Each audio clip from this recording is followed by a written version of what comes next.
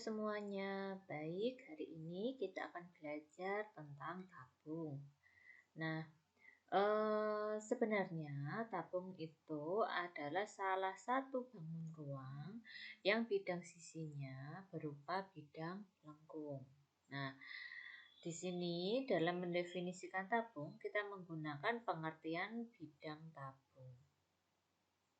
Ada beberapa definisi untuk bidang tabung, yaitu bidang tabung adalah semua garis P yang sejajar dengan sebuah garis S dan mempunyai jarak tetap R cm terhadap S. Nah, dalam hubungan ini S disebut sumbu bidang tabung dan P disebut garis pelukis dan R adalah jari-jari bidang tabung. Jadi ini ada sebuah garis ya, yaitu garis S. Garis S ini namanya adalah sumbu bidang tabung. Kemudian dari garis S ada banyak garis P ya, ini juga garis P, garis P, garis P yang mempunyai jarak yang sama terhadap S yaitu R. Nah, garis-garis P ini ya akan membuat bidang lengkung tabung. Nah, kemudian definisi yang kedua. Bidang tabung adalah himpunan semua titik P yang mempunyai jarak tetap R terhadap sebuah garis S. Jadi kalau berdasarkan definisi yang kedua, berarti pada bidang tabung ini yang melengkung pada tabung ini ya, itu semuanya berupa titik-titik yang saling berdekatan yang mempunyai jarak R, jaraknya sebesar R terhadap garis S. Ya, seperti itu. Nah, kemudian dari definisi tentang bidang tabung, ya, maka tabung dapat kita definisikan sebagai bangun ruang yang dibatasi oleh sebuah bidang tabung dan dua buah bidang datar yang masing-masing tegak lurus pada sumbu bidang tabung. Jadi dua buah bidang datar itu maksudnya adalah bidang alas dan bidang atas ya, yang masing-masing tegak lurus terhadap sumbu bidang tabungnya. Nah, kalau pada gambar ini sumbu bidang tabungnya adalah S, garis S ini. Nah, dalam hubungan ini maka kedua bidang itu masing-masing disebut bidang alas dan bidang atas dari tabung. Jarak antara bidang atas dan bidang alas tabung ya, ini bukan bidang atas dan bidang atas, tetapi bidang atas dan bidang alas tabung disebut tinggi dari tabung tersebut. Nah, berdasarkan definisi berarti tabung ini dapat juga kita pikirkan sebagai sebuah prisma beraturan yang banyaknya sisi digandakan terus-menerus sehingga menjadi tak terhingga banyaknya. Kemudian selanjutnya yaitu mengenai bidang singgung pada tabung. Pada gambar di bawah ini, titik A merupakan pusat lingkaran alas dari tabung. Ini titik A, ini titik pusat dari lingkaran alas tabung. Kemudian kita buat garis singgung P ya. Garis singgung P ini adalah garis singgung. Garis singgung P pada alas tabung ya. Berarti ini garis ini yang bawah yang saya tunjuk ini.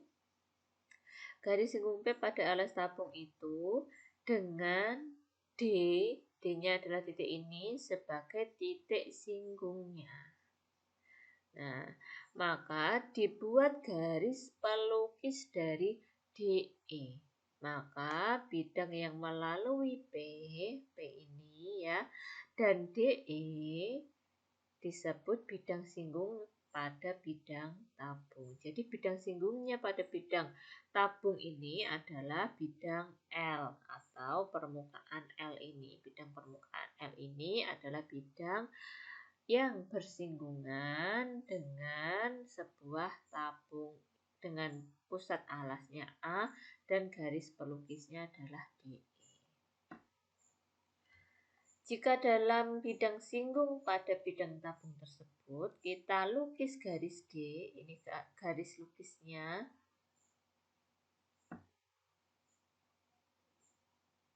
Nah, kita lukis garis G yang tidak sejajar dengan garis pelukis. Garis pelukisnya itu garis DE ini. Jadi kita tulis, kita gambar bidang lukis garis G ya, garis G yang tidak berpotongan dengan garis pelukisnya ya, tidak sejajar dengan garis pelukisnya. Maka garis G ini ya akan memotong garis pelukis DE.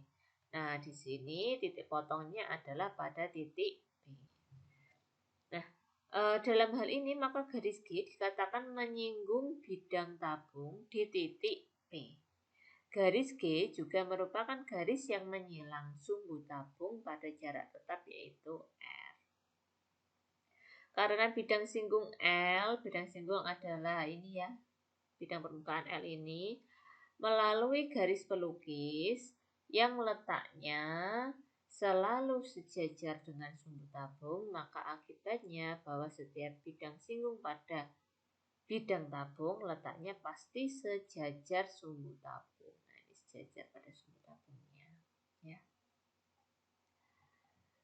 Nah, dari materi tadi berarti dapat kita simpulkan bahwa semua garis yang menyilang sebuah garis S dengan jarak tetap yaitu R terletak pada sebuah bidang yang menyinggung bidang tabung dengan S sebagai sumbu dan R-nya sebagai jari-jarinya.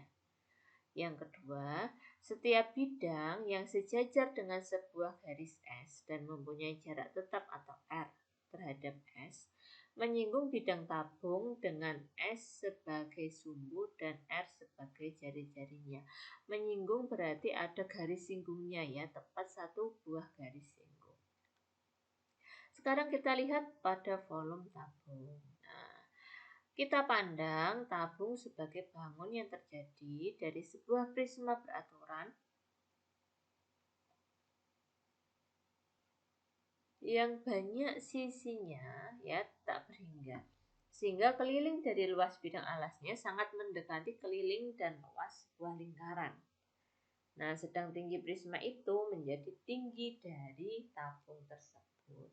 Nah, maka bisa kita katakan bahwa volume sebuah silinder atau volume tabung sama dengan limit atau mendekati volume prisma beraturan yang banyaknya sisi bertambah menjadi tak berhingga. Nah, sehingga kita dapatkan jika sebuah tabung mempunyai jari-jarinya R dan tinggi tabungnya adalah T, maka volume tabungnya adalah pi R kuadrat T. Seperti itu ya. Atau di sini karena ini gambarnya H ya, berarti bisa juga kita tulis pi R kuadrat H, yaitu pi kali jari-jarinya dikuadratkan kali tinggi tabungnya. Kemudian luas bidang lengkung tabung. Nah, jika sebuah model rongga dari sebuah tabung yang terbuat dari kertas atau karton, kita potong sepanjang salah satu garis pelukis dan keliling bidang alas serta bidang atasnya, kemudian kita buka sehingga terletak bersama-sama pada sebuah bidang datar, maka kita peroleh jaring-jaring dari tabung, di mana terdiri dari sebuah daerah persegi panjang dan dua daerah lingkaran yang kongruen. Nah, daerah persegi panjang itu mempunyai panjang yang sama dengan keliling lingkaran alas ataupun atas dari tabung tersebut. Sedang lebarnya sama dengan tinggi tabung. Nah, ini kalau teman-teman ini punya kaleng wafer misalkan ya, itu kan jika tutupnya dibuka, alasnya dibuka, kemudian yang melengkung kita potong, maka bentuknya akan seperti ini wujudnya ya. Yang atas ini adalah sisi atasnya, luasnya bisa menggunakan pi r kuadrat, begitu juga yang bawah. Ya, yang sisi alas ini juga luasnya pi r kuadrat. Kemudian yang persegi panjang ini ya kita bisa cari dengan rumus 2 pi r kali T. Karena apa? Karena panjangnya yang persegi panjang ini sama saja dengan keliling lingkaran. Keliling lingkaran rumusnya adalah 2 pi r. Kemudian lebarnya adalah sama dengan tinggi tabung, sehingga luasnya adalah panjang kali lebar, di mana panjangnya 2 pi r, kemudian lebarnya adalah T. Maka rumusnya adalah 2 pi r T. Nah, sekarang bila kita tuliskan ya, di sini luas bidang lengkung tabung. Bidang lengkung itu berarti bidang yang melengkung saja ya, tanpa alas dan tanpa tutup. Maka rumusnya adalah 2 pi r T. Kemudian kalau luas seluruh bidang sisi tabung, maka luas bidang lengkung yaitu 2 pi r T ditambah 2 kali luas alas dan luas atas. Jadi 2 kali pi r kuadrat. Sehingga bisa kita tuliskan 2 pi r-nya kita keluarkan, kemudian kita tuliskan di sini berarti R ditambah T. Kenapa? Karena ketika kita kalikan pelangi ya, 2 pi r kali R mendapatkan 2 pi r kuadrat, 2 pi r kali T yaitu 2 pi r T. Jadi ini sama saja. Nah, sekarang kita lihat contoh soalnya. Sebuah tabung memiliki diameter 7 cm, tinggi 4 cm. Jika pi-nya 22/7, maka hitunglah yang pertama volume tabung, yang kedua luas selimut tabung atau luas bidang lengkung tabung sama saja. Yang ketiga luas alas tabung, yang keempat luas tutup tabung, yang kelima luas sisi tabung. Nah, sekarang dilihat volume tabung berarti 2 pi r kuadrat kali T. Tinggal kita masukkan saja ya, pi-nya 22/7, R-nya berarti diameter dibagi 2 ya, 7/2 kuadrat kali tingginya adalah 4. Didapatkan 154. Kemudian luas selimut tabung. Luas selimut tabung berarti 2 pi r kali T. Kita masukkan saja 2 pi r. Kemudian, nah ini harusnya ada lanjutannya ya, kali T. Ya, kali T. Nah, ini T-nya 4. Ya, ini belum tertuliskan. Harusnya tertulis di sini kali 4, maka hasilnya adalah 88. Kemudian luas alas tabung sama saja dengan luas lingkaran, yaitu pi r kuadrat. Kita masukkan 22/7 kali R kuadrat. Hasilnya 38,5. Luas tutup tabung sama dengan luas alas tabung, yaitu 38,5. Kemudian luas sisi tabung berarti kita tambahkan antara luas selimut atau luas bidang lengkung, luas alas, dan luas tutup. Hasilnya 165. Kemudian kita lihat yang contoh kedua. Sebuah tabung mempunyai diameter yang sama dengan tingginya. Jika luas selimut tabung tersebut adalah 78,5 cm kuadrat, dan jika pi-nya, nah ini harusnya ada pi ya, jika pi-nya 3,14, berapakah volume tersebut? Nah, ingat bahwa diameternya itu sama dengan tinggi ya. Nah, maka kita misalkan diameter dan tingginya yaitu sama-sama bernilai X. Maka luas selimut tabung yaitu 2 kali pi kali R kali T. Maksudnya luas selimut tabung itu sama saja dengan luas bidang lengkung ya, yaitu 2 pi R T. Berarti kita masukkan luas selimut tabungnya 78,5. Ini diketahui dari soal ya. Kemudian 2 kita masukkan, pi-nya kita masukkan, R-nya kita masukkan. Karena diameter kita misalkan X, berarti jari-jarinya adalah X/2. Kemudian tingginya kita masukkan yaitu X ya, karena tadi kita misalkan sebagai X. Kemudian kita hitung sehingga diperoleh nilai X-nya sama dengan 5. Nah, setelah ketemu tinggi tabung 5 ya, maka kita mencari volumenya, yaitu V sama dengan pi R kuadrat T. Tinggal kita masukkan, pi-nya 3,14, R-nya 2,5 ya. Kemudian T-nya 5. Ya, 2,5 dapat dari mana? Karena tadi diperoleh X sama dengan 5, padahal jari-jarinya itu X per 2, berarti 5 per 2 yaitu 2,5. Kemudian ini T-nya, kenapa dapat 5? Karena tadi dimisalkan nilai T-nya adalah X, sedangkan X-nya adalah 5. Sehingga diperoleh ini hasil volumenya. Kemudian kita lihat yang ketiga. Ya, contoh soal yang ketiga.